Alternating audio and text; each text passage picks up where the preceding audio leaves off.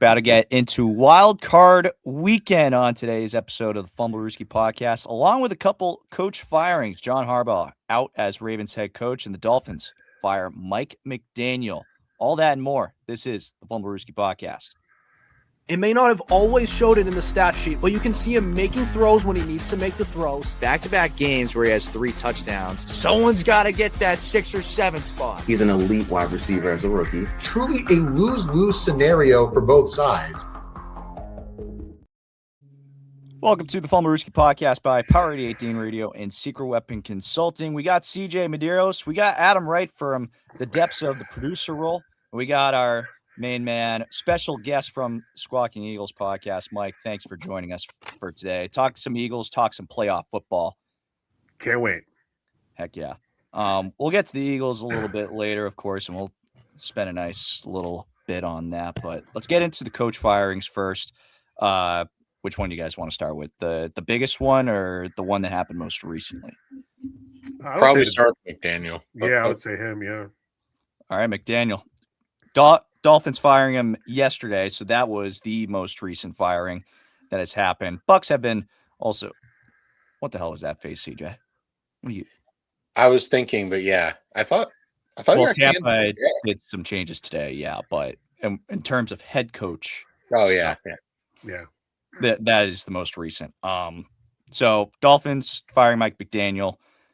This was, we were calling this week 2, week 1. Week 3. Mm-hmm. The writing was on the wall for Mike McDaniel all year long. I think the biggest crime of this whole thing is that A, he lasted a whole season. B, he lasted a day longer than John Harbaugh. And B, he didn't get fired on Monday. I think those 3 things are the biggest crimes for me. Not really, but I think that's just foul in general. Let's go around the table. Mike, your thoughts from this recent decision from the Dolphins. And hey, we were just talking about it. Who knows? Maybe Mike McDaniel on the Eagles next year. Yeah, it's crazy to think that as an Eagles fan that we already want we want a new offensive coordinator already, because we've struggled all year with this guy. He pretty much is incompetent of calling any kind of play if it's not a delayed up the middle. Pretty much, that's all he likes to play or call. But seeing Mike McDaniel out there, yeah, it's great. But again, like, you got to remember, we have Vic Fangio as our defensive coordinator. Who was Mike McDaniel's defensive coordinator 2 years ago? Vic Fangio. So it didn't really work out between them. And a lot of talks, like Eagles fans are crazy. So they're saying fire Nick Sirianni, fire Patullo, and bring in Mike McDaniel and have him call the offense. I'm like, no, what, people are like nuts. They're nuts because they're not getting what they thought they were going to be getting with Patullo. They think they're going to get it with McDaniel and get rid of 2 guys and bring in 1. It's just not going to work. It didn't work in Miami. It's not going to work in Philadelphia. I like McDaniel. I don't want him as an Eagles offensive coordinator and or head coach. I think one of the bigger reasons why it didn't work out for Vic was because he was a hard-nosed guy and, well, perfect for Philly. And we saw with Brian Flores as well as the head coach. When he was head coach of Miami, he was a hard-nosed guy, and Miami didn't like it. Players didn't like it, so they got rid of him. Yeah. So I think those are very that's a very reasonable reasoning to not want Mike McDaniel. That's for sure. Yeah. Adam, CJ, one of you guys want to take the floor? Adam, you can. Mike, how is it that your fan base is so crazy, but you're like actually sane? I'm very curious. I'm very impressed. Yeah, I too wonder this. So last year I wanted Nick Sirianni on a plate. Like, I want him out of Philadelphia after the bye week. I want him gone.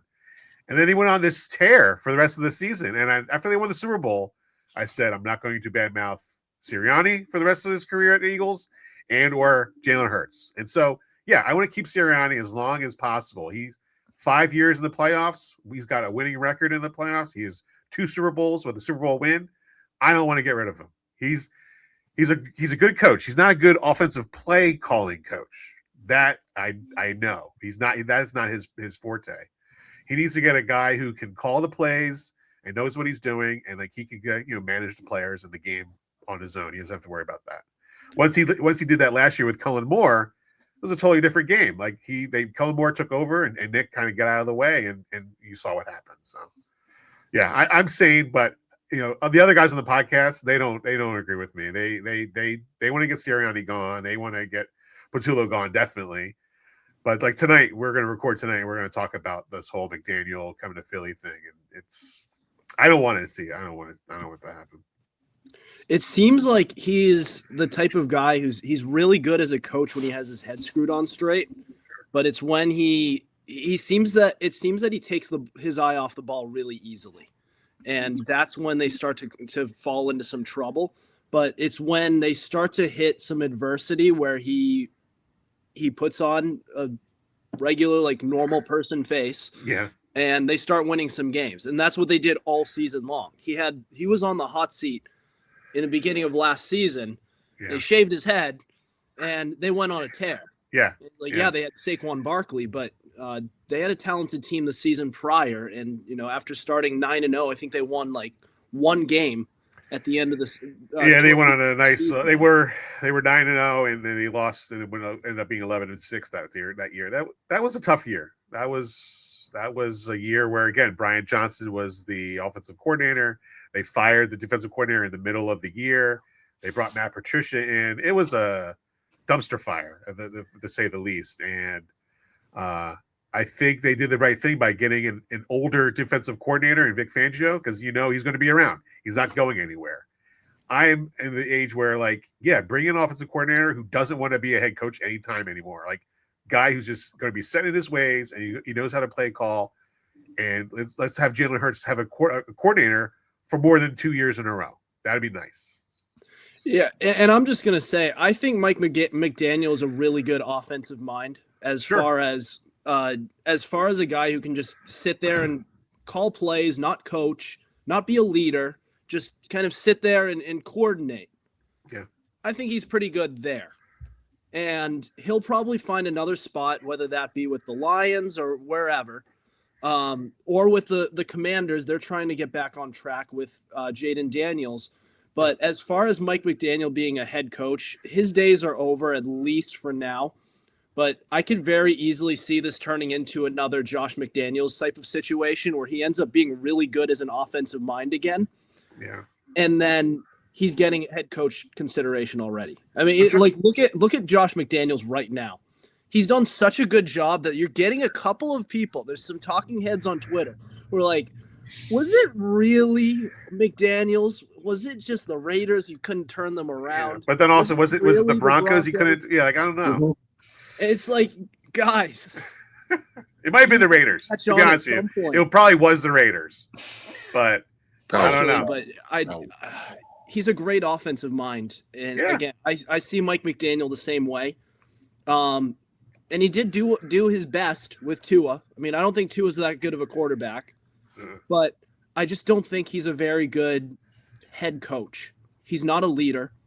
It seems like his whole demeanor is about just joking around and being laid back, and that's all fine and good when you're winning. But when you're losing, it gets real old. And I think he's a good offensive mind who needs to just settle into an OC role, and until like 4 years from now when he gets more head coach consideration. So I'm trying to remember, what coaching tree is he from? Is he from the Sean McVay coaching tree? He's from the Shanahan coaching tree. Shanahan, okay. Yeah. He was on the Niners. Mm-hmm. Okay. That was, CJ, your thoughts? For those of you who've been watching for a bit, I hate Mike McDaniel. So this was like Christmas all over again, just seeing his sad little face getting fired. It's wonderful. And honestly, I think Adam hit the nail right on the head. He took the words out of my mouth. He's just a very unserious guy. He runs a gimmick offense. He has a college-style playbook. The players don't respect him. The locker room's in disarray. They're showing up to meetings late. And this all, of course, came out last year. And then there were rumors, he went on a winning streak against tanking teams and that weird fluky Bills game. And now he saved his job. And, Dolphins fans that try to tell you he's not the problem are like, but on the player report cards, he had the highest grade. It's like, well, yeah, because he wants to be their friend. He's not a coach. He's not a leader. He's not an alpha. He's not the leader of men. I always said he's the ringmaster of a circus. That's always how it's been. Like when you watch his offense and you see them resort to gadgets and gimmicks, it's like, wow, this is why you haven't won a playoff game. This is why your record against teams above 500, I think, is now 4-18. This is why you have not won a single game below 40 degrees. He's an absolute demon as an offensive coordinator. Great offensive mind. This man should not be a head coach. And yeah, this season pretty much confirmed it. I have no doubt that he'll land on his feet, probably in a coordinating role somewhere, be it Philly, Detroit, or wherever. But this was well-deserved. And you know what the funniest part was? Allegedly, he had saved his job. Then Harbaugh got fired. And, we're going to get to that soon. But as soon as Harbaugh got fired, Josina Anderson from NFL Network put out a report that said Miami's really infatuated with him. And all of a sudden, McDaniel just got a lot less safe. So I think I'll get to it later. But yeah, I feel like if Harbaugh doesn't get fired, McDaniel probably doesn't either. And, well, as soon as Harbaugh hit the market, they moved on from him fast. Hey, I do have to say the Dolphins did have a better record than the Chiefs this year. So True. there's Yeah. that. There's that. So I like that. I like that stat. I like that stat a lot too. certainly. Well, CJ mentioned him, so let's get into John Harbaugh getting fired as from the Ravens. So, well, that Sunday Night Football game we were talking about last Friday. Well, this was the loser leaves game, and it truly was, since now John Harbaugh is out as head coach for the Baltimore Ravens. I heard a good take about this, and Mike, you probably can add a little insight as an Eagles fan. It's the Andy Reid situation, like Andy Reid's a great coach, but sometimes the message just doesn't get through anymore. Yeah, I agree with that. Yeah, definitely. That's what happened in Philly with Andy Reid. 100%. Yeah. Granted, I don't think Andy Reid was also had blown 2-score leads 18 times in his coaching tenure in Philly, but Yeah. No, he did not definitely do that. Yeah. But the thing with Harbaugh, though, like Harbaugh's from the Andy Reid coaching tree, and he is a coach that's been there for 18 years. And so I think a younger team is probably going to want to bring him in. People are saying the Giants, those teams, like maybe, I would see him like going to Las Vegas. Like, why not? Like that would be a great spot for him to go. But I can see why. I was thinking if it wasn't going to be Harbaugh getting fired, they were going to trade Lamar Jackson. It was one or the other. That's what I thought was going to happen. And so, honestly, Lamar Jackson, all that he's done, he hasn't really won the big games, right? He's won the MVP, and that's just, kind of like an individual award. He hasn't really won that Super Bowl. He hasn't even been to the Super Bowl. So, I don't know. There's a lot to think about that. Yeah, and there is, like you mentioned Lamar, there is to say that Lamar was a big reason why they lost a lot of those big games. But a lot of those big games you can also solely pin on Harbaugh himself too. I think the Ravens also fired their defensive coordinator, correct? I didn't see that. I haven't seen that. They should if they're not gonna. I mean, whatever. I think they all probably will. They're all going to get fired. Yeah, if the head coach is gone, they're all gone. Yeah, exactly. CJ, your thoughts? Well, I was the one who said, for the Steelers-Ravens game, I think the losing head coach gets canned. And, well, wow, 2 for 2. I'm really thrilled so far. And honestly, the thing with Harbaugh is if you listen to some of the older Ravens fans that are really set in their ways, they dig in their heels and say, oh, well, he wasn't the problem. He has a ring. Lamar doesn't. I just got to say, I've said this before, and I'll say it again just for time reference. I was in 5th grade when Harbaugh won his ring. So rings are nice. They're great for history, but they also have a shelf life. And the NFL, what's the joke? What's the joke acronym they use for it? Not for long, right? The NFL is a what have you done for me lately league. And we can say Lamar has his flaws. He certainly does. But at the end of the day, Lamar doesn't play defense. Why are you blowing these double-digit 2-score, sometimes 3-score leads? Why?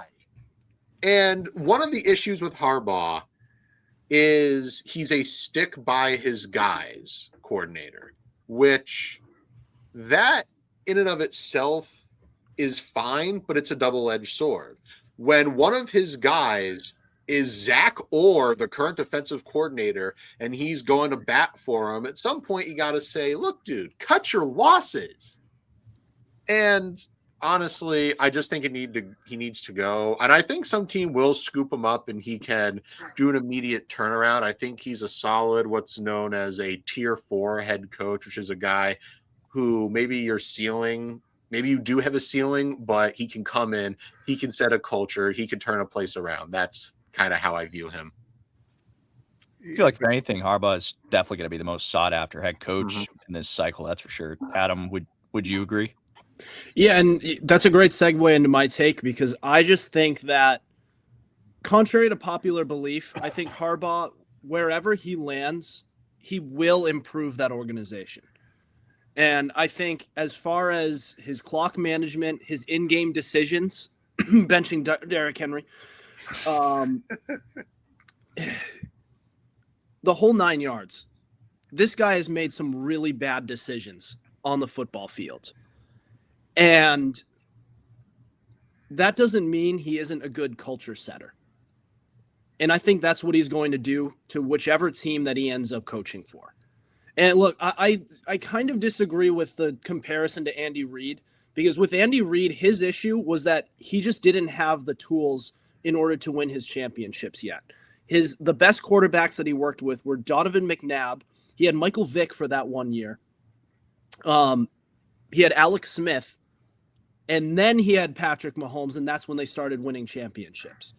So it's just that he needed the tools in order to do it. When it comes to John Harbaugh, he had that. He has Lamar Jackson. The issue is there's not enough discipline on the team. They're not managing the game well enough. They're making mental errors. And they're really good at setting a winning culture, but it's not a disciplined one. And he doesn't make the right decisions on the football field. Again, I do believe whichever team he ends up with, he's going to improve that organization. That doesn't mean that he didn't have his flaws and that he didn't cause his own firing. Because these Ravens teams have been loaded with talent, loaded to the gills with talent. And you want to know what another thing is that I really didn't like? It bothers me, and I'm sure Tuck would agree with this as well. He did not hire the right coordinators, like, ever. He does not know how to hire the right people. Well, Mike McDonald. It's exception to the rule. All right. True. But he's not very good at it. So that's something that I look at. Two things can be true at once. He was fine as a head coach, but he had so many flaws, and he was very overrated even when he was considered an elite head coach.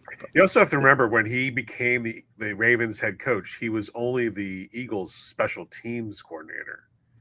So he didn't, he wasn't definitely calling plays. He wasn't calling plays on offense or defense. So if he was truly going to be calling, you're like, right, he didn't pick the right guys to call those plays for him, except for McDaniel. But that could be a little bit of a case of, like, he kind of wasn't an experienced enough coach to be taken over a head coaching position at that time. But he kind of, like, he had to grow into it. Like I say, he grew into a head coaching position as time went by. Which is a fair point, but at some point you have to learn how to do it, especially when you've been a head coach for the Ravens for as long as you have, right? 18 years is a long time. That's like at some point you got to learn how to hire the right people. Yeah, like that's what the Eagles are struggling with. That's what the Eagles are struggling with. They're struggling with picking offensive coordinators. The same thing. Like it's you got to let somebody pick it. If it's like, I want Howie to pick the offensive coordinator, I don't want Nick to do it. So maybe John Harbaugh goes the next place. He doesn't pick these guys. He just lets the decision be made by the upper management. Yeah. Anything else we want to touch on from this? All right. Let's move on. We're going to take a quick break. When we come back, we'll get into the playoffs. Playoffs. Oh, best time of the year. Best time of the year. All that and more. This is the Fumblerooski Podcast. It may not have always showed it in the stat sheet, but you can see him making throws when he needs to make the throws. Back-to-back games where he has 3 touchdowns. Someone's got to get that 6 or 7 spot. He's an elite wide receiver as a rookie. Truly a lose-lose scenario for both sides. Welcome back to the Fumblerooski Podcast. CJ Medeiros, Chris Costich, Adam Wright, Mike Whartenby from Squawking Eagles. Special guest for us for today's Friday episode.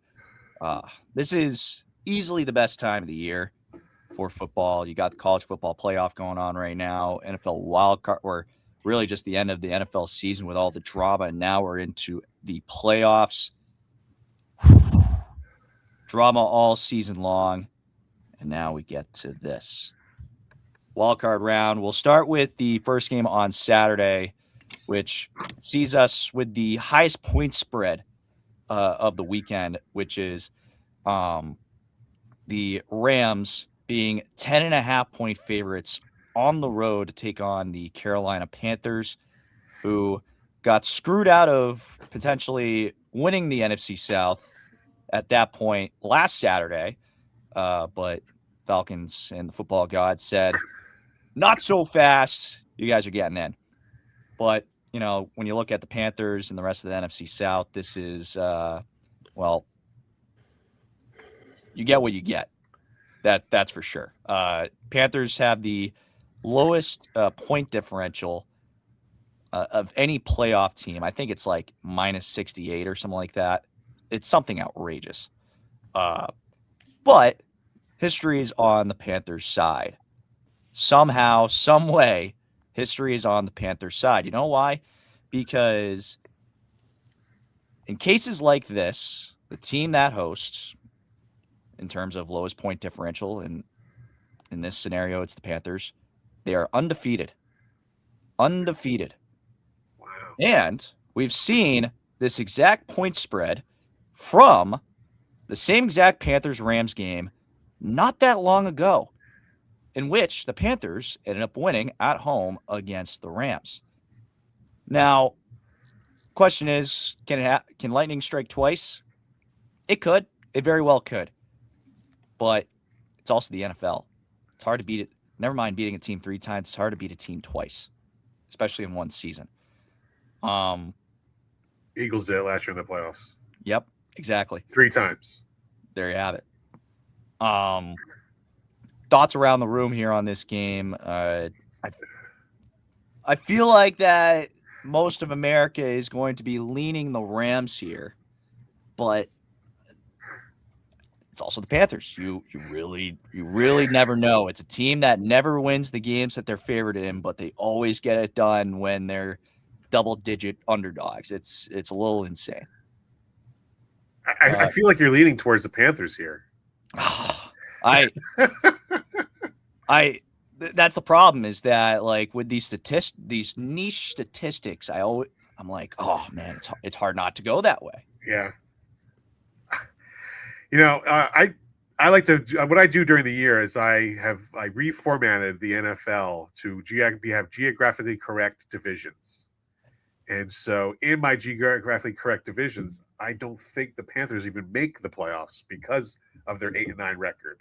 Oh. Because in my division, they had the whole NFC West makes the division because it's the Raiders, not the Raiders, I'm sorry, the 49ers, the Chargers, the Rams, and the Seahawks. All 4 make the playoffs, and then the Lions, the Panthers don't even make the playoffs. So the NFL got what they wanted last week with making that Week 18 meaningful, right? Everybody was watching. Everybody was, all right, this is a meaningful because they got to get their money. But this week, Panthers, Rams, are you going to watch this game? Who's going to watch this game? I'll watch this game. I'm not watching this game. I love football. So I love football. I don't need to watch this game. If they win, then you're gonna be the Panthers regretting a lot. If the Panthers win, the Panthers are not going to win this game. No way. No way. The Rams are a much better team. Granted, they are also a more experienced team too. They are. You know, Stafford and with Puka Nacua. Now, if Nico Dowell goes crazy, then there's a whole different story, right? because we know what the Rams' run defense looks like. That we've seen what that has happened to them in the playoffs. So, but I don't see the Panthers winning this game at all, home game or not. Adam, CJ. Yeah, so like in a weird way, and I'm definitely not going to argue whether or not they're going to win or not, because the chances are certainly slim. What I will say that in a weird way, not having experience can be an advantage because these young kids literally don't understand the gravity of these games. They're so inexperienced that they've never been there before, so they just see it as a game. They don't understand the magnitude of it, and they've already beaten the Rams once. So it's a game where I feel like this is going to be a very sneaky close game. I really do believe that the Panthers are going to give the Rams some problems. They have the advantage of home field, although it's in Carolina. I mean, being in Charlotte, not sure how much of an advantage it gets, but you still get your own turf. This is going to be a sneaky one. And the Bryce Young to Tetero and McMillan duo has been really nice. And that Rams secondary is getting more and more suspect as the season goes on. So I think that's going to give the Rams a lot of problems here. So an underrated Panthers defense. I think this is going to be a little closer than we all may think. CJ? I don't trust the Rams, man. I really don't. Like, it's not even about like their run defense and their defense in general outside of the pass rush, which, yeah, it's suspect, all right. But we also have to like really take into consideration is, yeah, I'm sorry, you got yourself into a shootout with the Cardinals? Yeah, I have news for you. You're ice cold. And that's just kind of how it's been ever since that Panthers game. They have just not looked the same. And that Seahawks game really just solidified, okay, you're very good, you're very explosive, but you have flaws. That complete burnout to end the year is terrifying. Meanwhile, the Panthers, they're just a grab bag. What are you going to get week to week? Who knows? Are you going to get possible face of the franchise Bryce Young? Are you going to get recently benched like Bryce Young? Who knows? Nobody knows. That's the fun. That's the joy of the Carolina Panthers, or the heart palpitation of the Carolina Panthers if you're a fan. So honestly, I'm not going to lie. They caught lightning in a bottle. Can you do it twice? I don't know. I'm leaning no. I don't think so. But much like Adam, I have this sneaking suspicion that this is going to be close. I think this game might be sneakily ugly. And playing with house money too. Rams. What you said? They're playing with house money too. So Yeah, it's they like are. I don't think anybody actually has faith in them. Mhm. And I think the Panthers know that. And again, like you said, CJ, the Rams, I mean, it's all on the Rams, isn't it? Like Yeah. they're the ones who are sitting there and saying, like, we better get it done. I mean, Matthew Stafford's getting older. We don't know how much longer he's going to be playing at a high level. They have the freaking Avengers on like everywhere you look. I mean, I see this sneakily being the 2020 wild card round, Buccaneers visiting the they were called the football team at the time, if you guys remember that. Washington football. They called it the football team. Yes. And sneaky one score game. Taylor Heineke, if you guys remember, that was his first ever start. Ugly game, one score game. Everyone knew that the Buccaneers were winning, but it's like, who is this kid? He actually played pretty well. I think we could get something like that. Wow. You're definitely piquing my interest now to want to sit down and watch this game. I'm getting you to turn on the TV. You're That's getting what we're me doing. you're getting me to turn the TV on. Let me Play it in the background. I found the stat that I was talking about, so let me kind of re-clarify what I was saying. It's a minus 69 point differential. Nice. The only playoff teams with a lower point differential, the 2010 Seahawks, the 2011 Broncos, and the 2004 Rams. Each of those teams won in the wild card round. Of course, the Broncos beating the Steelers at home, and the Seahawks beating the Saints, the Beastquake game. Oh yeah, I remember that one. That's why I call it the wild card round. It's anything can happen, right? That's why they call it that. Hell yeah. That's why. Should be. And that's why I love football. All right, next this is game probably going to be the. Sorry. Oh, you're good. What were you going to say? I was going to say this is probably the craziest wild card round we're going to get, because in recent years, like just in years past, the wild card round has been a bit of a throwaway round. It's like wake me up when the divisional round starts. And now, like this year, we have so many good wild card round matchups where it's like I really am excited for it, and I never felt this way before. Most of the time, the teams that are expected to win are going to win, and the teams that sneak in, they just know it's gonna be over. They're just glad they're here. This year, it feels like a lot of teams really have a chance, and I'm excited for it. I like it. Let's get to the primetime game for Saturday night. The Bears and the Packers. Surprisingly enough, Bears opened up as favorites in this game by 1.5 at home, but since Tuesday, the line has swung to the Packers. Packers, 1.5 point favorites on the road, which that's wild. That's a little surprising to me. Yeah. That's like especially for a team who's like banged up, like really banged up. Mm-hmm. I mean, you're getting Jordan Love back, but what about the other injuries that we're looking at here? It's like Their whole receiving core is hurt. Yeah, it's all. I feel like all roads have to lead to the Bears unless Vegas freaking knows something that we don't know about, which seems to be all the freaking time. But that's, hey, you know what? That's what we're looking at here. Unfortunately, Caleb Williams did not hit 4,000 passing yards. He was damn close, which, hey, always next year. I believe he will get it next year.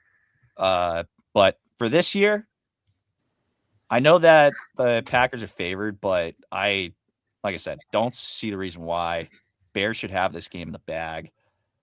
This team has been, granted, cardiac Bears all season long. They've been in some wars, to say the least. And it's gotten to them to this point. Ben Johnson has been that guy as the head coach. He's gotten Caleb Williams to play as a quarterback that you can win because of. Probably not to the fullest extent yet, but we're getting to see that part of Caleb Williams that, well, you're supposed to expect out of a number one quarterback. Bears have a good running back committee going as well. Kyle Monungai, DeAndre Swift. They've been dealing with injuries with in the wide receiver core as well. So I'm kind of curious to see how that ends up playing out. Maybe that's another reason. Maybe that's a reason why that the spread flipped. But my gut feeling is Bears. Adam or Mike, you seemed like you were ready to go. Yeah, I gotta say, last week the Bears wanted, all they needed to do was win, and they had this number 2 seed, right? That's all they had to do, and then the Eagles went ahead and lost to the Commanders with their backups. Do you wish that the Eagles had actually had their starters for that game? Hindsight, yes. Right, because I had a feeling that the Lions were going to beat the Bears anyway. So I was like, you know what, Eagles need to put their starters in and win this game, because everybody, there's a lot of people in Philadelphia are like Tanner McKee. He's the next Scott. He's the next God. So he's not him. So we saw it, and so now they have to suffer with the third seed. I would have loved to see them get the 2nd seed, because I would have liked to. Eagles draw the Packers that first round, because the Packers are beat up. They're a team really down, and Love, I think, has missed last two games, I think. So yeah, I would have really liked to see the Packers kind of come in here and just roll over pretty much. That's what I think is going to happen in Chicago. I don't think the Packers can beat the Bears. I don't know why that line is that. So yeah. CJ? Yeah, I mean, I don't understand why these are the odds. I don't get it. Look, I'm not a bettor. I don't know. And like Chris said, there's a really legitimate shot that Vegas knows something we don't, as is usually the case. But I don't see it. The Packers defense has been largely defanged ever since Micah Parsons tore his ACL.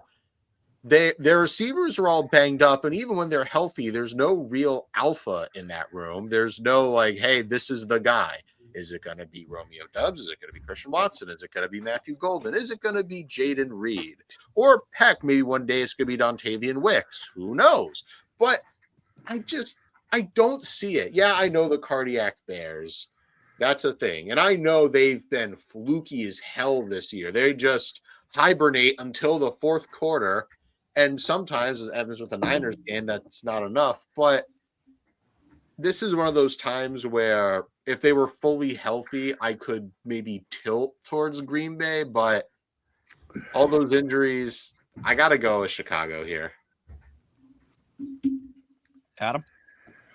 Well, what I will say is that I think the Packers have the advantage at quarterback. They have it where it counts. And when you look at the overall coaching matchup, I think it's closer than you might think. I think Ben Johnson is a better culture guy, whereas LaFleur is much more of a mind. He's an offensive mind who's just serviceable as an actual coach. So the Packers do have it where it counts. I think the Bears definitely have the advantage in the rest of the roster. And I'm not saying Caleb Williams can't play and that he may not eventually develop into a better quarterback than Jordan Love. But I think he's about a year off. He's not quite there yet. He's prancing around. He's trying to make big plays. He's holding on to the ball a really long time. And a lot of times he makes big plays, but most of the time he doesn't. And you can see that in his completion percentage. I mean, you see the highlight play and the highlight reels. But then when you sit down and watch a game with Caleb Williams playing, most of the game he's not all that good. And I like him. I do. I think he's going to be good. I just don't think he's fully developed yet. And I think that's why Vegas is looking at the Packers and saying, well, they have the experience. Jordan Love I think he has one or two playoff wins. I know he has at least one. He has he beat the Cowboys the year before last. But like this past year, I'm trying to remember. I don't have the numbers in front of me. They played the Eagles last year. Yeah.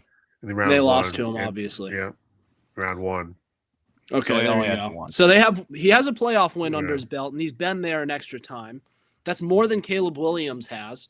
So I don't know. And he very nearly 2 years ago beat the 49ers going into San Francisco. They lost by only one score, and if a couple plays go right, they might be in the Super Bowl that year. So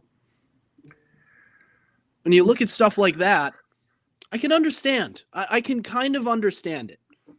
They have it where it counts. It's not all about the surrounding roster talent. Sometimes if you have the quarterback who can overcome a lot of the deficiencies, then you can get it done in the playoffs. We've seen it a lot of times with many other quarterbacks on wider scales. I think you can see it right here for just this one little wild card round with Jordan Love. I'm not making any picks here. I'll save that for got a bracket going soon later in this episode, but we'll see. Yeah. I want to bring up another storyline real quick before we move on to the next game that was kind of circulating Green Bay earlier this year. And a lot of people are calling for Matt LaFleur's job middle of the season. Could we potentially see some shockwaves if the Packers are one and done here? I think so. There were some reports that there were at least two playoff teams that are interested in Harbaugh if they go one and done. They didn't say who, but I would imagine one is the Packers. Even with all the injuries they've had, you think they still lose his job because of that? I don't think so. I don't know. Like, the whole thing's weird because when you really look at LaFleur, right? Like, he's made it to the NFC Championship a couple times. Didn't do well in said NFC Championship. In fact, one game he gave the ball right back to Tom Brady and didn't see the ball back the rest of the game. Right. He hasn't made it back to the NFC Championship since. Every season seems like it just ends underwhelmingly. Granted, I maybe he gets a little bit of leeway since he's on year 3 of Jordan Love being a starter, but also on year 3 of Jordan Love being the starter. Should we be seeing something more out of the Packers at this point? Yeah, good point. Yeah, good point. Maybe in a couple of years, but like you said, this is a guy who's been to multiple NFC championships. He's in the playoffs almost every year. In fact, I'm pretty sure he hasn't not been to the playoffs. Yeah. You talk about a guy who moved on from Aaron Rodgers, an all-time great quarterback, and they're still getting production out of the next guy. And even with these injuries, they're still in the playoffs. I think there's some value to that. And maybe people begin to say, okay, it's getting old, the fact that he doesn't really have much of a culture and he's not much of a coach, but there's still value to some of the things that he does as an offensive mind. He's not like a Mike McDaniel where he can't coach at all and he's all offense, just all scheme. I think LaFleur is good enough so that he can stand on his own 2 feet.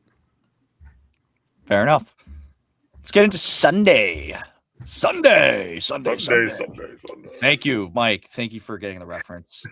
My dad says that all the time. I'm glad that you know it. Yeah. Jaguars, Bills. Bills favored 1.5 on the road against the Jaguars. I would say this is probably the most intriguing matchup, not because of, well, it's the Jaguars and Bills, but Bills have never gotten a win in the wild card on the road, especially with Josh Allen as quarterback. I think that's probably the most intriguing part about this, on top of the fact that the Jaguars are red hot right now. Those are my takeaways. I think if we're looking at history, it says the Jaguars, which be very, very interesting to say the least. Packers did miss the playoffs in 2022. Thank you, Mike. Oh, yeah. Because that was the first year without Rodgers having his favorite toy. Yeah. Right. That. Forgot about that. Good poll. Anyways, back to Jaguars Bills. Thoughts on this game? This is the year for Josh Allen, right? There's no Patrick Mahomes, there's no Lamar Jackson, there's no Joe Burrow. This is his year, right? And he's 6th. He's probably not gonna have a home game, right? And so he's got to go to the Jaguars, and they have a 1.5 favorites. You know, which Josh Allen are you going to get? You know, you're going to get Josh Allen who takes a sack that's about 40-yard sack out of field goal range against the Eagles, or you're going to get him who throws dimes in the snow. Like, who are you going to get? Like, I don't know. And the Jaguars are hot, right? The Jaguars are a team that is like they're playing with house money. They were not expected to be this good after last season and with Liam Cohen being the first time coach this year. So after that Duval comment, like, who knows what they were going to do, right? So this is a toss up for me. Like, I don't know, to be honest with you. I really don't know about this game. This is the game I'm interested in watching. Let me that one we can agree on. Yeah. Let me reclarify my statistic real quick. Buffalo 0-5 on the roads in the playoffs under Sean McDermott, which evidently started with a 10-3 loss at Jacksonville in the 2017 wildcard round. They've lost 8 straight games on the road in the postseason, starting against Miami in the 1992 AFC Championship game. Oh, wow. Or, 1992 AFC Championship game was the last time they won on the road. Sorry. CJ? Ugh. This is truly the coin flip game, I feel like, of all of them. On maybe Eagles Niners, but this one's the one where it's like, all right, I got nothing. Like, literally just flip a coin. The Jags are very young. Trevor Lawrence is just pulling random BS out every week and winning. I don't know if they're hitting their stride or if they're playing over their head. Like I said, Lawrence has just become the most unpredictable, like just volatile quarterback we've seen in a good minute. But for the Bills, I know they should be scary, but I have a question. Are the Bills scary or is Josh Allen scary? Because when I look at Josh Allen and, and I look at the rest of the Bills, I just go, really? Because the rest of your team really just seems to be James Cook. And we have seen that when James Cook has a lid put on him, Allen disappears. Like, I remember watching games where James Cook is wrapped up and Allen can't do that. I mean, I feel like they work well off each other. And if I'm their owner, Terry Pagula, right, and I'm their GM, Brandon Beane, I'm sitting down Sean McDermott and saying, you're coaching for your job. Mahomes is gone from our path, but now he's also gone from our excuses. If you do not win the Super Bowl this year, you are fired. It's now or it's never. And I truly believe that if the Bills, specifically the Sean McDermott Bills, because Allen I like, McDermott I don't. If they don't win the Super Bowl this year, then I don't think they ever will with McDermott. So, hot take, I'm tilting towards Jacksonville here. I think it's going to be an insane game. It's going to be back and forth. And I think there's going to be some nonsense going in. But it's not an Allen thing. It's a McDermott thing. And this just might be the stage where Allen can't save him. Adam? Yeah, I'll just give you one game. Because I do think Allen, when he has time to throw and he has a really good offensive line, can be dangerous. The Buccaneers visiting Buffalo. James Cook was limited to 48 rushing yards. He had over 100 total yards, but through the air, it was Josh Allen being able to help the team, essentially will the team to a victory. I mean, he had to score 44 points in order for them to win that game. They have a weirdly really good record this year when games turn into shootouts. And since this is a warm weather game, I have a feeling that this is going to be one of those games where it's just back and forth. This is going to be one of the more exciting exciting wild card matchups in recent memory, I believe. Both teams have really good means to score. And when I say teams, I say one team and then Josh Allen. I just have enough faith in Josh Allen that he'll be able to will them to at least this one win here. And I just overall, yes, the Bills only have the advantage at the quarterback position and kind of the running back position. But we have seen time and time again in the postseason, that's kind of all you need. And I don't think this week is going to be an exception. I don't think Trevor Lawrence is a good enough quarterback so that he can win in the postseason just yet. He hasn't earned my trust quite yet. So I think I'm taking that into consideration.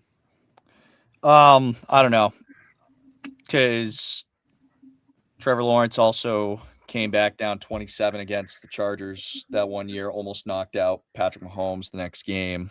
You look at Josh Allen and the Bills, all they do is rely on him, and that ends up being the Bills' biggest downfall is that they have to rely. Not that I'm saying relying on Josh Allen is worst case scenario, but when your entire world relies on Josh Allen and everyone else just decides, we have Josh Allen, we can't lose, that's when you lose. Well, his only playoff win revolved around Brandon Staley's defense. puking all over itself, and Justin Herbert, who's known to be one of the worst postseason performers in recent memory. The Bills remind me of the Eagles of the 90s because McDermott is from the Andy Reid coaching tree. And during those years, Donovan McNabb had a great running back, but never had a good wide receiver all those years, except for the year where they had Terrell Owens. That was it. James Thrash, Todd Pinkston, like these guys, Freddie Mitchell, like these guys are grocery store guys' names. These guys don't play their football. This is what I see in the Buffalo Bills. They see in the 90s the 90s Eagles, where Josh Allen is great quarterback, great running back, but who is he throwing the ball to be honest with you? Keenan Coleman, he's out for the whole most. I think he's been out the whole year, most of the year at least. Yeah, because it was bad attitude. Yeah, and then Shakir, right? Shakir, he's a good guy, but he's not. He's a 2. He's a 2. He's not a 1. So who's he throwing to? Yeah, his best targets are the tight ends, pretty much. Yeah, and that was the same thing with the Eagles. They had great tight ends. The other thing too is when you don't have, I think it's either when Dawson Knox or Dalton Kincaid doesn't play, their record is ass. I forget which tight end it is. I think it's Dawson Knox. Yeah, they're both virtually the same guy too. It has to be. They really are. Let's move on to the next game, which is Mike's Eagles. They're taking on the 49ers. Eagles are favored by 5.5 in this game. Mike, how are we feeling? I'm feeling great. I'm not afraid of any team in the NFC. As an Eagles fan, I am not afraid of any of those teams. Granted, the Eagles have struggled offensively, but they have shown that their defense can. They're Super Bowl caliber defense. So I am not worried about Brock Purdy running around like he was against the Bears. I'm not worried about Christian McCaffrey. This is going to be a game where the Eagles are going to come in like they did in the NFC Championship game 2 years ago, and dominate these 49ers. The 49ers are banged up too. We don't know if Trent Williams is going to play. Their defense is in shambles. They just signed Kaiser White off the street to come, and he's probably going to play on Sunday. This game. I'm happy that the Eagles draw the 49ers. This is a game that the Eagles are going to show that they've just been a vanilla offense all year, and we're going to see explosiveness here in the playoffs, like we did last year. That's what we're going to see. I'm confident with that win right here. Adam? Yeah, I really like the 49ers in the postseason, but I also like the Eagles in the playoffs. These are two of the most winningest franchises in recent memory in the NFC. In the 2020s so far, these are the teams that are in the playoffs year in, year out.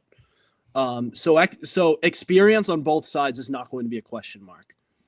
What I do think is a question mark is on the 49ers side on their well-roundedness. I don't think the 49ers are a complete team. This is a weird year where their defense is probably the worst part of their team. And Brock Purdy is kind of impressed me a little bit. I always thought he was a decent quarterback, but he was being propped up by elite weapons all around him. Well, guess what?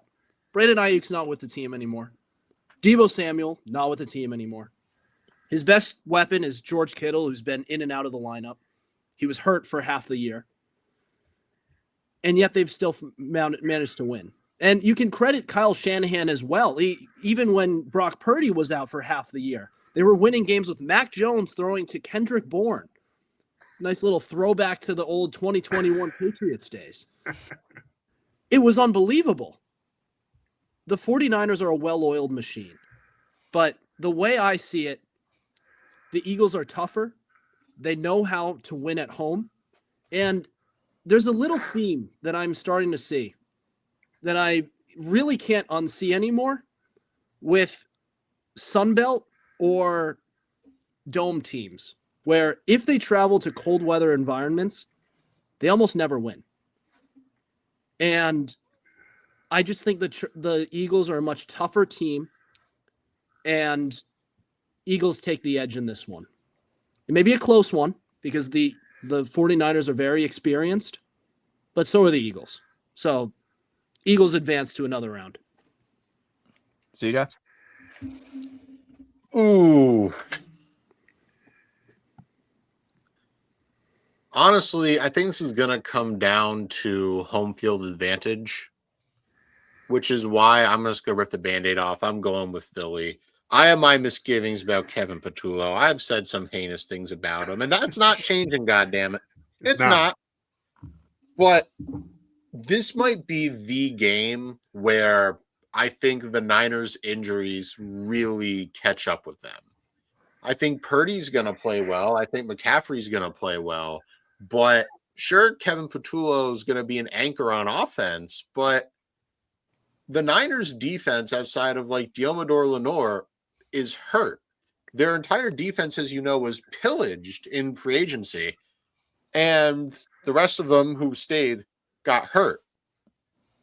And that Niners defense, I have no confidence in them at all. Brock Purdy's been playing out of his mind, but how much longer can he keep it up, especially without those weapons? And, you know, when you're going from the warm Santa Clara area in Cali to the East Coast, where it's just cold all the time, like Adam said, you know, the weather advantage, I think things are tilting towards Philly's favor. I'm also tilting Philly as well. Last time these two teams played, of course, was 23 NFC Championship. That was when Brock Purdy needed to get Tommy John afterwards. And no, they played after that. Yeah, they did. It was just not. It wasn't a good 2023 season after that. Yeah. Or 22. That's why I know. Yeah, 22. They beat him in 22, and then 23 was the other way around. Right. My bad. But they're not going for Gordon Shanahan apparently isn't going with a E-Bug quarterback this week, stating that, well, it's happened to him once in 23 years and other people he's worked with once in 45. So the odds of taking away a roster spot just for an E-Bug isn't really the way to go. Part of this, I'm just looking at the ESPN preview, but apparently there's a lot of restaurant owners in Philly that are denying 49ers fans requests to do bar takeovers. Yes, that has been a big thing this week. Last year there was a big bar takeover, the Hard Rock. The Washington Commanders came in and took over the bar. I remember that. Eagles fans weren't even going to that bar. It wasn't really a takeover. And so now so it doesn't become a viral thing. Now the viral thing is we're not accepting any 49ers fans into these bars for the takeover. It's the other way now. You're just being denied. Aren't there ways around that? Like, I feel like you can just wear another jersey over that jersey, and then just everyone takes them off once you're there. Then they can. It's like a flash mob. That's a flash mob. Yeah, exactly. I mean, like everyone's just in. Like, you know, Yeah, you start off like it's like a fake surrender. Like then you just. Whoosh, and then, or like it's like a blitz. Like it's the Trojan horse. You can't. No, I hear you. They're gonna throw you out. out. Trust me, they are going to throw you out. Like rating Area 51 in 2019. Oh, I remember. You can't stop us all. Yeah, but they did though. They did. All. But they did. They did stop everybody. Well, no one tried. Well, the groups that the small groups went. Oh, true. Yeah. Yeah, they never had a chance. But no. I just feel like if they try that, they're going to get thrown out. Yeah, they will, and that's why they're getting denied. They don't want the hassle with the whole took it over this bar in Philly. Trust me, like they'll do something to the Rocky statue, I'm sure, because they always do, and they'll keep doing. Teams will keep doing that until eventually it works, but it doesn't work for the Eagles. Let's get into our Sunday night game. Patriots 3.5-point favorites at home against the Chargers. All right, I'm just gonna say it right now. As a Pats fan, if I were to choose the scheduling of these games, I would not have put this as the Sunday night. I would have swapped Eagles Niners and swapped Jaguars Bills with Steelers Texans. That's just my opinion. And that's my preview for Chargers Pats. No, I'm kidding. My preview for this game, Drake May. Drake May, Drake May. Drake May, Drake May. Drake May. Drake May. Mike, this is probably the most Drake May glaze you'll see up close and personal. Yeah. That you'll probably see in maybe till you come down to Gillette or New England, whenever that is. Come up for a game. Yeah. Eagles Patriots. When maybe that'll have to happen. We'll have to do something with that. We should reach out. Or other way around. Maybe we take a trip out to the link. Yeah. Out in Philly, bro. We might get murdered. We might get murdered. Yeah, you may not make it. We're gonna have to do that thing. We're gonna have to buy our Eagles jerseys and just run it. And only if they win, just that's it. That's all you have to do. There you go. Look, outside of Drake May, right? We can talk about MVP season, all that, in a bag of chips. But you look at the Chargers, and this is another team that kind of slowly limped to the finish line. You look at their offensive line, dog shit. The worst offensive line in the league, officially, if we're going based off of PFF grades, which I don't like doing that a ton. And other players have been very much against the PFF grade. But eye test, stat test, you name it, worst offensive line in the league. And they're suffering from it. And you can literally see from it that Herbert has no time he doesn't have a single lick of a thought to throw a football before a dude's in his face. Pause. And I just feel like with the Patriots, they're getting guys back at the right time. Milton Williams, Will Campbell, granted, offensive side of the football, still point being made. Robert Spillane coming back. Guys are coming back at the right time. And I feel like, not saying that Herbert isn't going to have a terrible or a great game. Maybe he does have a good game. But I think that this New England defense is just going to overpower the Chargers offensive line.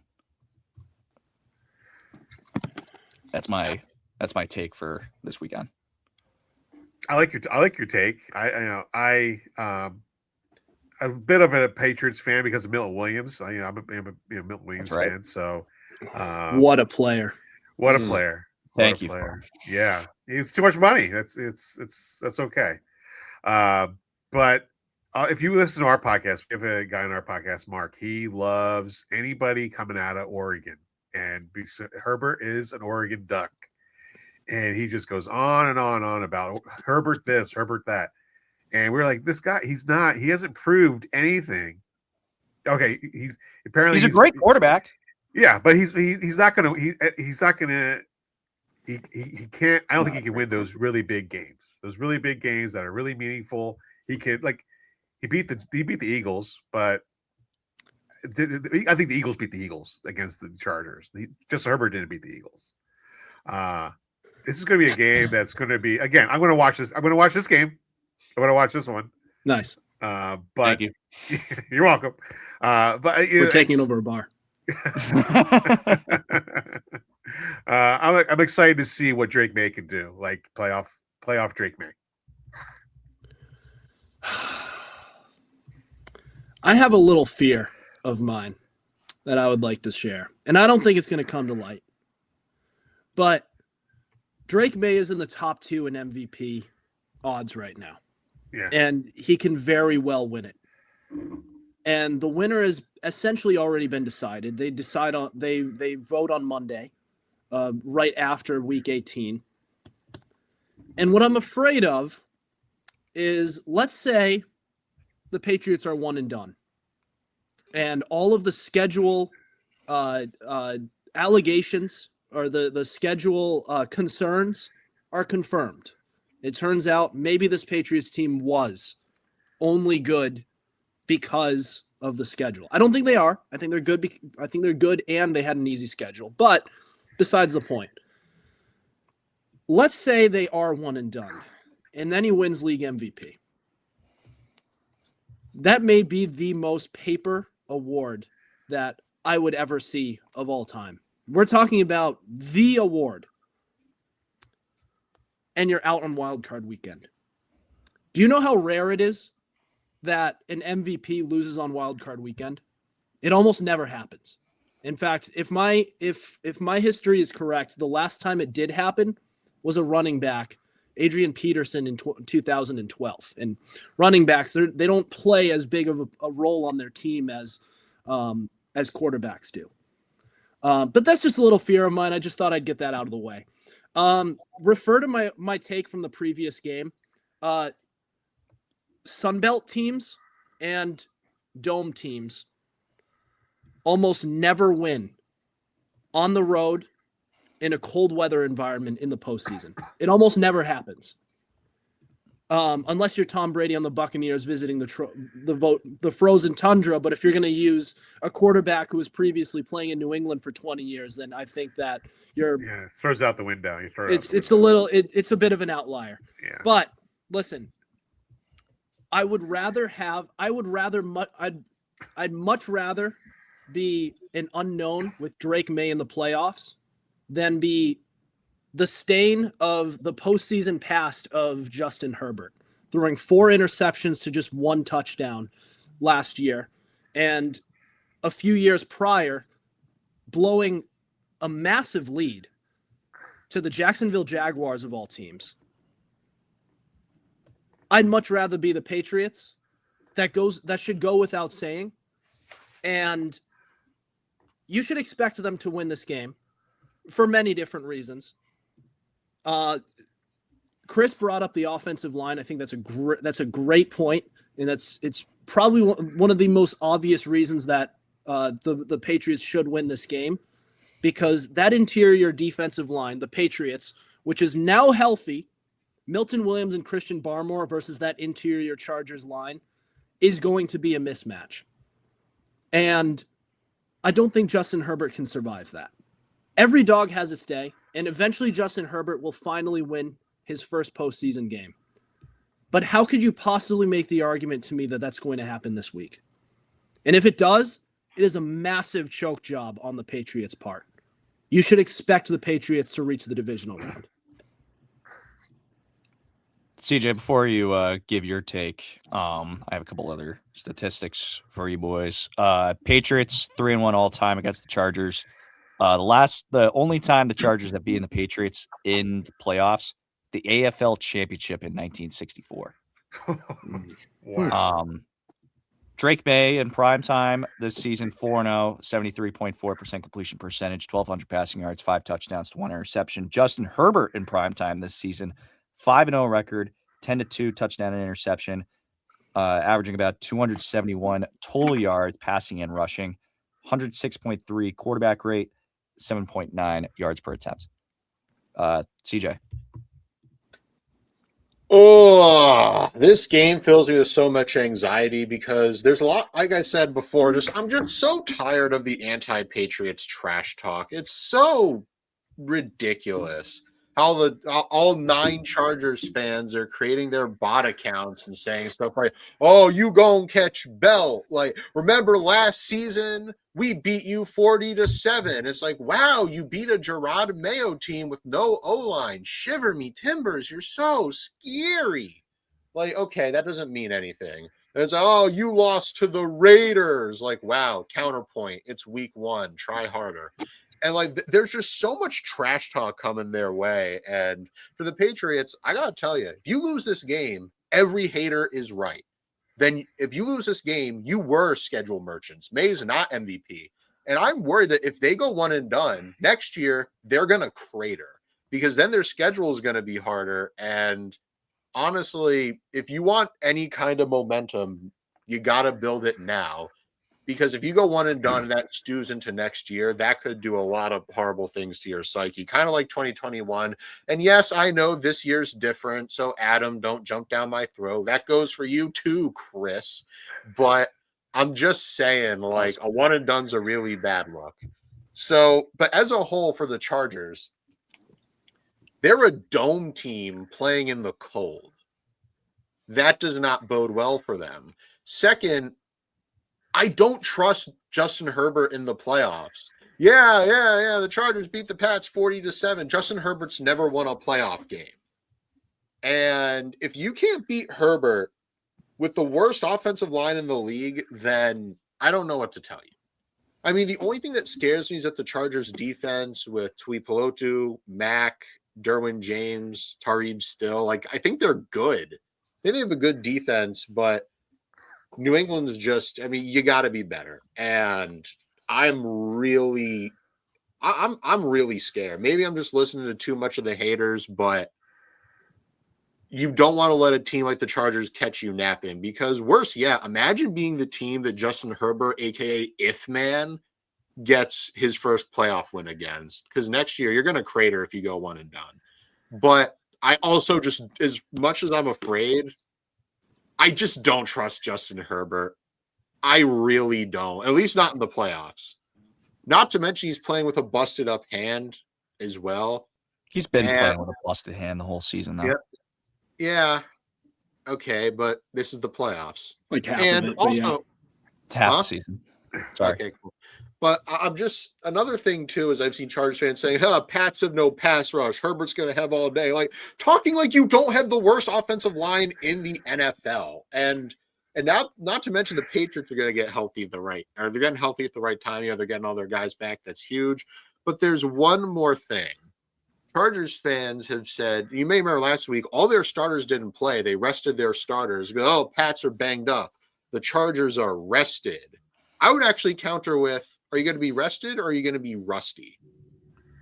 Because you might have just snuffed out any momentum you may have had. Like, by sitting your starters for that game, which, like, I get it, the Patriots could be coming in warmed up. The Chargers, I don't know. It's really important New England wins this game. I just want them to win a playoff game, because one and done, I think, could have really bad ramifications for next year. But I'm still going with New England for the sole reason of I don't trust Justin Herbert. All this negativity about one and done this, one and done that. The CJ, God for someone forbid, who's not CJ, for someone who's hold not up. Let me guess. You're gonna do What? a 98.5 gotcha, aren't you? No. I thought you were gonna say. I thought For you were gonna someone who's compare me to not on Twitter, 98.5. you sure do know a whole lot about what they're saying with their bot accounts and everything. Do you have a Twitter account that we're No, this is all on IG. All I see is 40-7. Oh, we're rested. It's like, no. Where? No. 47 was last year. Where? You're not rested. Where do you You're see it on? rusty. Huh? What platform are you seeing that on? 'Cause you said you're not on Instagram. Twitter. Instagram. I have said this. Do you want me to say it a fourth time? Instagram. Yeah, I wanted you to say it a Yeah. fifth time now. Please. Instagram. But I'm just saying, like, God, all 9 Chargers fans have really pissed me off. And not only do I hope New England wins, I hope New England just curb stomps them. Because mark my words, Chargers fans, New England could win this game and then lose in the divisional round. I'm going to be insufferable towards you. I already have an if man rant lined up if New England wins. So please, I hope the Chargers I just hope they get crushed. You said that the Patriots are going to have a hard time next year if they have a difficult schedule. Is that what you're saying? No. I mean, if they go, it's not just their schedule next year, which is very hard. I think it's like 6th hardest, but I still think they can win. If you have a good quarterback, you can win. And I do think Drake May is a good quarterback. I just think that on top of going one and done, I don't like that, because there's going to be a carryover, is what you're saying. Yeah, I'm just worried. Like the last time they went one and done in the playoffs, it was like a complete collapse. But that team was Mac Jones was the quarterback and Bill Belichick sabotaged everything. Yeah, I mean, I know. Like I said, it was different, but I don't know, man. Yeah, all your PTSD is all based your off of a different look regime. At me, I'm Chris Costich. Yeah, I don't care, bro. I don't care, bro. The top 2 worst things that could possibly happen this postseason it's one of 2 things. It's one and done or losing in the Super Bowl. I think this is a type of young team where you want to do something that is not going to traumatize the young kid that is just developing. And I think it's poetic that the Patriots, for Drake May's first postseason game, he's facing his pre-draft comp, which was Justin Herbert, a quarterback who is really good in the regular season, who we don't trust in the postseason. I'm hoping that Drake May's an unknown right now. I really, really hope that he isn't exactly Justin Herbert. I don't think he is, I don't think he is Herbert either. even struggles winning games in the regular season. He barely gets winning records year in, year out. In Drake May's first full season, 14-3. Well, Drake May has a pedigree though. Like Herbert doesn't have his pedigree as much as Drake May. Drake May's dad was a football player. His mom was a basketball player. His brothers, like he's got a lot of athleticism in his background.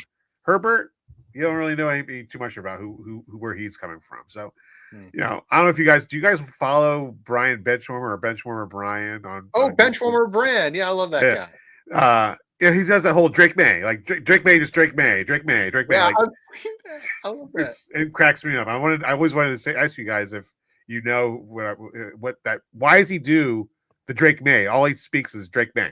Like, is Drake May his nickname or what is that? Yeah, that's literally it. His nickname. So if you had a nickname, just choose one from history. Like let's just say Tom Brady, you could say Tom TB12 Brady, or Tyran the Honey Badger Matthew, Peyton the Sheriff Manning, etc. Somebody just said there's a meme page, you may have heard of it, called Drake May Lover. Where the whole thing is Drake May is so cool, doesn't need a nickname. So they just call him Drake May. So Benchwarmer Brand, who is a Patriots fan, right? Yeah, just has him just whenever he's playing Drake May on his little skits, just says Drake May. He just speaks in Drake May. It's very funny. It's funny. All right, let's get off the Pats. We've been at it for a little bit. Drake May.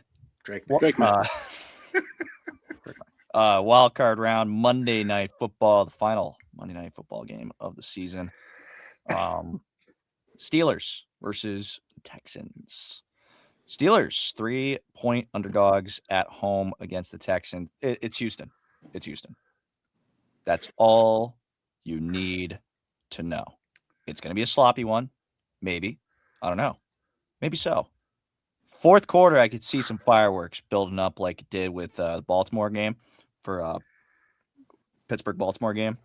Great game. But Houston's defense is just straight fucking nails. Let's be real. Straight nails. They're almost unstoppable. We talk about the Jaguars. Well, Texans are on just as much of a heater as the Jaguars are, if not better. It's just unfortunate that Houston got hit with having to go to Pittsburgh on the road. But I don't know, actually. This just came to mind. Do we put the dome team thing onto Houston as well? I mean, Houston hasn't been terrible in the cold. That's a good question. They do play. Let's see though. They can play an open. You know that they're not always in a dome stadium. True. It does open. So yeah, it does. You know, it doesn't get cold in Houston that often. Not that much, right? And when it does get cold, they end up closing the roof anyway. Exactly. Yeah. So it's iffy. Like I know that I think last year they went to Kansas City and they lost in the cold there. So I like Houston. I like D'Amico Ryans. I like him. He's a former Eagle. I like him a lot. Do I trust the Steelers? I don't know. It's a coin toss in my mind, really. But I like Houston. I like Houston. Mike Tomlin, he never had a losing record, but his playoff record is not great. He won the Super Bowl, but like, was it really his team or was it Cowher's team? Like Bill Cowher's team? Like I don't know, but it's interesting. Like, is he going to get fired if he's one and done? That's another thing. I think he does. He hasn't won a playoff game since 2016. Wow, that long. Well, it was technically 2017. It was the 2016 season. Yeah. Right. Yeah. I remember they beat the Kansas City Chiefs because of like an offsides penalty or a false start or something. All I know is the Chiefs were going to win and they shot themselves in the foot. It was Eric Fisher, if I recall correctly, doing a false start, I think. It was 3 presidents ago. Barack Obama was still in office. Oh, Jesus. Wow. Wait a minute. Yep. No, Trump might have just gotten sworn in for the first time. But all I know is I was you're sworn in in as 27. last time Mike Tomlin won a playoff game. What did you say about Mike Tomlin? What? I was a freshman in high school, for reference, when Mike Tomlin won a playoff game. Chris was a sophomore. Adam, you're either a sophomore or a junior. But yeah, so my point is, we were all in high school when Tomlin won a playoff game. I was. I was graduated college. So like, I was Yeah. both. I was graduated both those by that time. So, but I'm just saying though. So just so we all understand, just for reference, it has been a while. And for the Steelers, I don't know how long you can hide behind the he's never had a losing record shtick. Because 9-8, is it a losing record? No. Do you want to be 9-8? Do you want to be 10-7? No, you don't. Especially when you're getting belt put to you and you sneak in as the 4th seed or as a wild card team. Honestly, I think it's going to be ugly, but I got Houston. This is going to be just an awful defensive showcase, but that Houston defense is going to send Rodgers to the retirement home where he can, collect his AARP checks, to quote a line from our good friend Justin Tucker. Yeah, who knows? I mean, Tom Brady, so I used that for Rodgers. That's the other storyline here. Who knows? Maybe this is the final time we see Aaron Rodgers on a football field. I think he's got one more year. I'm thinking Minnesota next year for him. Yeah.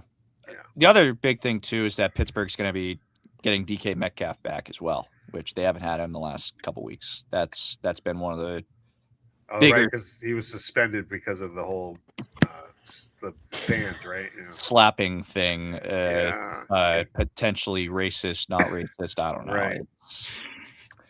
That's stuff I like to leave alone. Don't go near the stands. Just stay on the sidelines. You don't have to go near the stands. Why are you going to do that? Like, come on.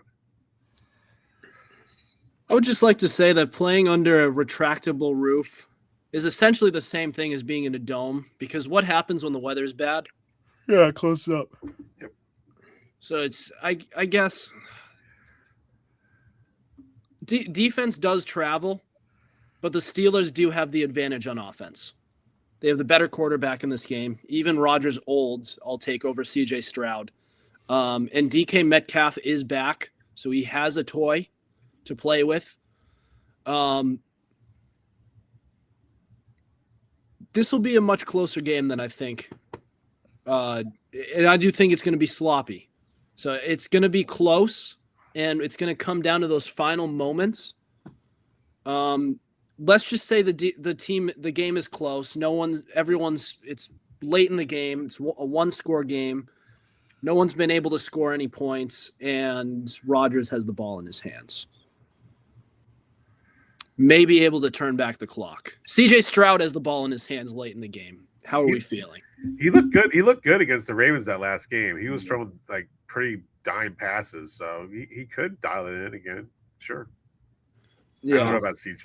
I don't know. I will say the one game that you could probably say the Texans played in that was a cold weather game that they won from this year was against the Chiefs back in 18, 17, 16, week 14, and they won 20-10. That was at a Sunday night game, and they won 20-10. Yeah. So defense does travel, but the postseason is a much different animal than the regular season. So once you get into that point, things are just different. So the Steelers and the Texans, I mean, Rodgers has been there and done that for a decade and a half. The better part of close to 20 years, I'm pretty sure at this point, because he was drafted in 2005. Yeah, he was drafted, but I mean, it was 3 years before he finally started a game. I don't know. It's going to be cold. It's going to be 36 degrees, and the Texans can't really score any points. So the Steelers' defense is pretty suspect, but they've lucked out by going against CJ Stroud and Nico Collins, who are their best offensive players. So that's something to consider there. Yeah, especially with the run game for the Texans, they're just inconsistently healthy. I mean, never mind Joe Mixon, but all right. Joe Mixon. Yeah, Joe Mixon. Thought we would see him at some point, but I thought they were going to see him at least a little bit, but not even once. I was hoping. All right. That is all the scheduled content that we have for today. But Adam does have one other thing real quick, and we're going to leave it to him. He's going to do his playoff bracket. Adam's bracket. There we go. All right, we got some music to hit up over here. We got it's like I'll turn it on for you. I got some. I don't know. All right, we ready to go? You are a net negative on society. We have voice clips. Sorry about that. Hey, that wasn't me saying it. That was a voice clip. Go ahead and die. Talking Peaks about old DJ Patriots fans who are upset about Drake May starting. Give me some rock. Give me something that is. You don't like Lofi? Yeah, we don't need music. Lo-fi. Right. Who calls it low? Oh, ew, low. You. That's disgusting, Chris. All right, we don't need music. We're ready to go. Right, Let's fine. do this. All right, let's start off. We're gonna start with the AFC. We're gonna work our way out. And then we're going to the NFC, work our way out, and then we're going to get to the Super Bowl matchup. I choose the Super Bowl winner. All right. We're going to start with the Chargers at the Patriots. This is a mismatch on all fronts. The Chargers are a dome team. Patriots take care of business. All right. We have the Bills visiting the Jaguars. I did slightly allude to it when we were doing our game picks, but I think Josh Allen is going to become too much for the Jaguars. The Jaguars haven't historically been a very good postseason team, and Trevor Lawrence has really been no exception to that. He did have that one postseason win a few years ago, but like I said, that was against the Chargers, who are historically probably the worst postseason performing team of all time. And Brandon Staley and also Justin Herbert can't play in the postseason. So give me the Bills. They advance to the divisional round. Going to the Texans, who are visiting the Steelers. I took some time on this. I really did. And up until maybe 30 minutes before the show started, I was going to have the Texans winning this one. But I just think the Steelers are going to come out and win it. Steelers have too much on offense. Now that DK Metcalf is back, Aaron Rodgers is the most seasoned player in all of this playoff picture. As far as postseason experience, I think that's going to come a long way in this matchup. The Steelers, they head to New England. We're going to start with the Bills, who are visiting the Broncos. Earlier this season, I had a take about visiting Denver in the postseason, and I still, for the most part, stand by that. I think there is something about that place, the energy, with how loud the stadium is, the thin air. It's an extremely hard place to play. But I think if anyone in this playoff picture is going to advance, it's going to be Josh Allen. I think he heads to the AFC Championship game. All right, Patriots hosting the Steelers. Aaron Rodgers' postseason magic is going to run out. He's old.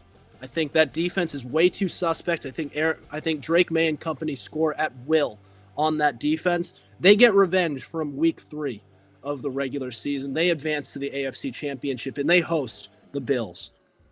We get, as if we haven't gotten enough of Bills Patriots, we get it a third time in the AFC Championship. You're making me horny, Adam. Hey, yo. I'm trying to turn this into a reel. We're just out here. I'm gonna cut that up. I'm gonna put that in there. You should. It's good. Hey, no Diddy. Good. People can know about us. All right. As if it couldn't get any better. The point difference head to head this year has been 2 points. 2-point difference. These teams have been as evenly matched as it gets. But this is Josh Allen's year, and Allen has willed his way to victories year in and year out, and he has a great record in shootouts. I think they advance to the Super Bowl, and Josh Allen makes it for the first time. Drake may have won league MVP, possibly. He may have made the AFC Championship, but he's too young to get there just yet. Just like Patrick Mahomes. And, things worked out pretty well in the years after that. But some quarterbacks are just too young to get there. The Patriots have a lot of youth. They have a great foundation. I think this is the best scenario for the Patriots outside of winning a Super Bowl. And that includes going there. All right, we get to the NFC. We're going to start with the Packers hosting the Bears. I did say that the Packers have the advantage as far as quarterback and coach, but overall, I don't think it's going to be enough. I think Jordan Love is a better quarterback, but he's not an elite quarterback. He's not Patrick Mahomes or Josh Allen, who can just will his way and be Superman and just win games. Jordan Love isn't that. Bears eke out just a little more magic, and they advance to the divisional round. 49ers at the Eagles. Sun Belt team, 49ers. They're a very good team. However, give me the Eagles. Eagles are an easy one. You're just saying that because I'm here, are you? No, I've been following you guys. Eagles winning in a cold weather game. And I know technically, listen, California is technically, it's a long state, but the weather out in San Francisco is really weird. It's not a cold weather place. That place, it's if they go into Philadelphia across the country and have to face that wretched hornet's nest over there, then they have no chance. Mike, I've said some pretty heinous things about Jalen Hurts recently. I'm not gonna lie. Well, if it makes you feel any better, I just say heinous things about Kevin Petula. Yeah, it sounds like you're on the Squawking Eagles podcast, CJ, because that's all we do there too. Hey, I mean, look, I don't want to see good players getting wasted. So, yeah, agreed. All right, we have the Rams who are visiting the Panthers. I did say this is going to be a close one. I think this is going to be a weirdly entertaining game and more on the ugly side, but the Rams get it done. The Panthers just don't have the guns to do it. I like Teteroa McMillan. He's much better than CJ and I thought that he would be going into this season. And Bryce Young is much better than I thought he would be.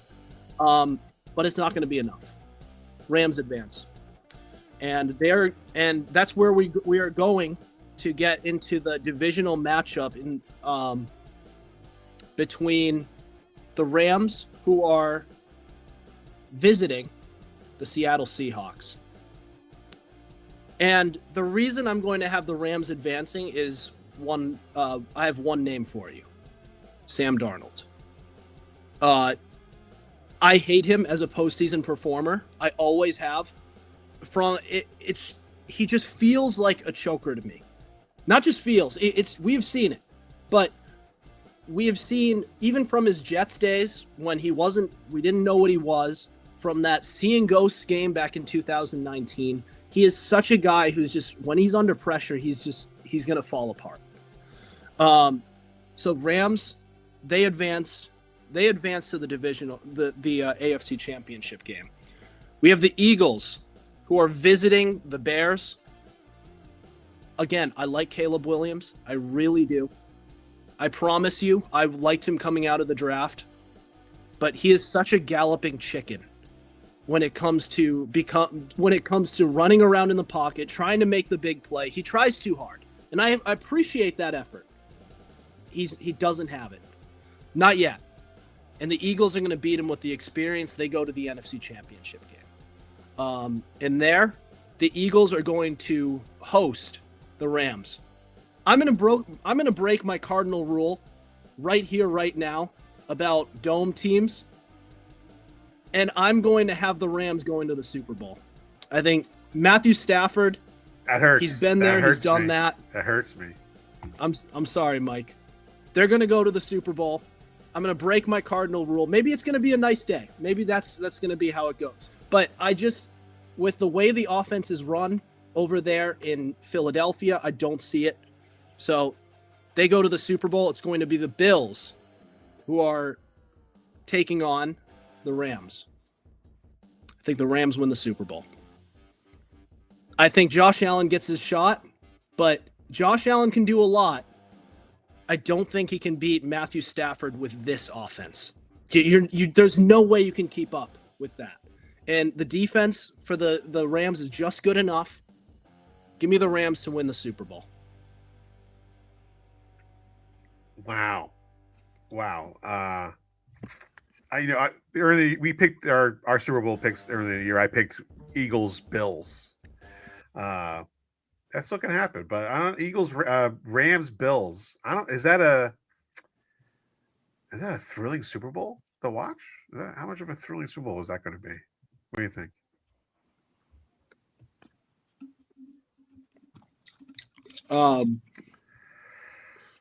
For which teams?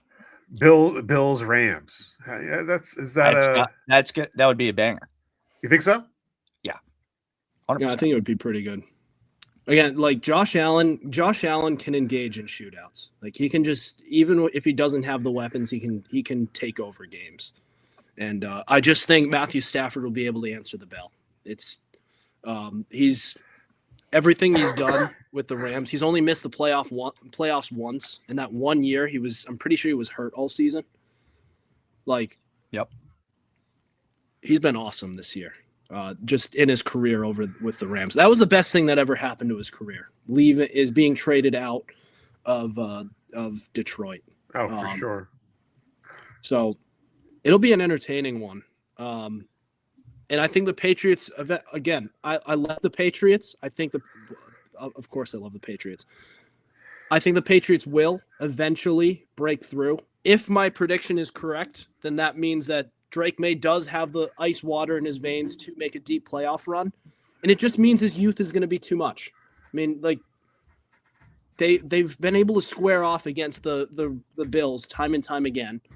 But this is Josh Allen's year. This is the year he has to do it. And I think, therefore, he will. All right. That is Adam's bracket for the NFL playoffs. All opinions are his own. Not mine. Not mine either. Chris, you probably have Drake May going to the Super Bowl anyway. Oh, yeah. It's Drake May or nothing. Anyways, that is now all the scheduled content that we have for you today. Special guest Mike from Squawking Eagles Podcast. Thank you for joining us again. Plug the pod, please. Yeah, thanks for having me. It was always a great time to come on with you guys. You have to come on to our podcast. It's just that we record so late. We record 11:30, 12 o'clock at night. So I'm not sure if any of you guys are. Yeah, all right. Well, that's what we've been kind of doing. Well, all right. So we'll Eagles Patriots. Yeah, well, we work nights, so like that's why. Well, we have a guy who works overnight, so. If you go over the podcast, Squawking Eagles Podcast, I just uploaded my interview with Ricky Waters, 49er, played with the Eagles, played with the Seahawks. I talked to him over the summertime about the Eagles, about coming to Philadelphia, what it's like to be a running back in Philadelphia, and then what it was like to come back to Philadelphia after leaving the Eagles. So it was really great talking to him. That's over on YouTube and on Spotify. I joined Brian Dawkins and the WinPact organization. And then you go ahead to winpact.org and you buy entries to win a Super Bowl 59 signed football by Cooper DeJean. So you go ahead to winpact.org and you can put in some entries to try and win a Super Bowl memorabilia for Brian Dawkins and WinPact. Game used, by the way. Game used football. You want to send us the link to that, and we'll put it into the description on YouTube. And sure will. Yeah, I'll send you the link. Yeah, so that's it. We hit our 200th episode this year. 4 years going, 2 Super Bowls in those 4 years. I can't complain. So it's great to be able to talk to you guys too, and to pop on and talk. It's really great. Always fun. Hell yeah, we love having you on, Mike, and we'll definitely try to get some schedule where we rip some takes about the Eagles on you guys' pod. Love it. Yeah, I love it. That's all for us today. Thank you for tuning in to another Friday episode of the Fumblerooski Podcast. New episode coming out on Friday at Tuesday at 8 a.m. Today's Friday. Tuesday at 8 a.m. Be sure to subscribe to our YouTube channel. And we also have all our episodes available on Spotify, Spreaker, Apple Podcasts, iHeartRadio, Google Podcast, and so much more. Be sure to follow our Instagram, Fumblerooski_podcast. Keep up the pod and the latest coverage on the NFL. And, of course, give a follow, subscribe to the Squawking Eagles as well. Other than that, we'll see you on Tuesday. Over and out.